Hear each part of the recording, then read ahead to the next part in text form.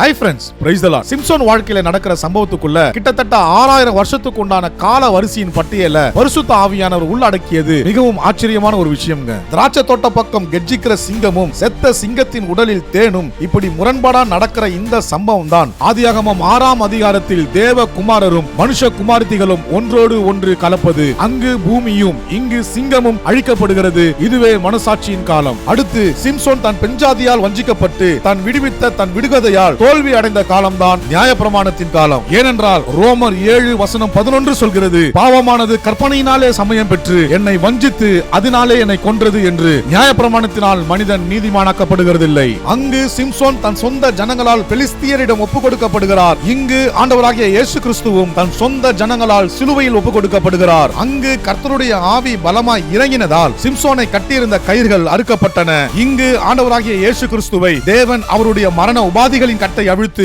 அவரை எழுப்பினார். அடுத்து தாகத்தால் மரிக்கும் தருவாயில் இருந்த சிம்சோனுக்கு தண்ணீரை கொடுத்து மீண்டும் அவன் உயிர் திரும்பி வர பண்ணி மிகப்பெரிய ரட்சிப்பை கட்டளையிட்டதுதான் கிருபையின் காலம். ஏனென்றால் எபேசியர் 2:1 சொல்லுகிறது, அக்கிரமங்களினாலும் பாவங்களினாலும் மரித்தவர்களாய் இருந்த நம்மை மீண்டும் உயிர்ப்பித்தார் என்று. பின்பு தெலிலால் மடியில் சிம்சோனின் ரகசியம் வெளிப்படுத்தப்படுகிறது. கர்த்தர் சிம்சோனை விட்டு பிரிந்தார். இதுவே ரகசிய வருகையின் அடையாளம். இப்பொழுது கைவிடப்பட்ட சிம்சோன் உபத்திரவத்திற்குள் செல்கிறதை சற்றே கவனியுங்கள். இதுவே உபத்திரவ காலத்தின் அடையாளம். பின்பு ஒரு விசை இறங்கும் என்று சொல்லி சிம்சோன் இரத்த சாட்சியாய் மரிக்கிறார். எபிரேயர் 11ஆம் அதிகாரத்தில் விசுவாச பட்டியலில் சிம்சோன் இடம்பெறுகிறார். இந்த இரத்த சாட்சிகள் 1000 வருடம் தேவனோடு கூட அரசாளுவார்கள். இதுதான் 1000 வருடம் அரசாட்சியின் காலம். இப்படிப்பட்ட மகத்துவங்களை வேதத்தில் உள்ளடக்கிய பரிசுத்த ஆவியானவருக்கே துதிகன மகிமை உண்டாவதாக. Thank you. God bless you.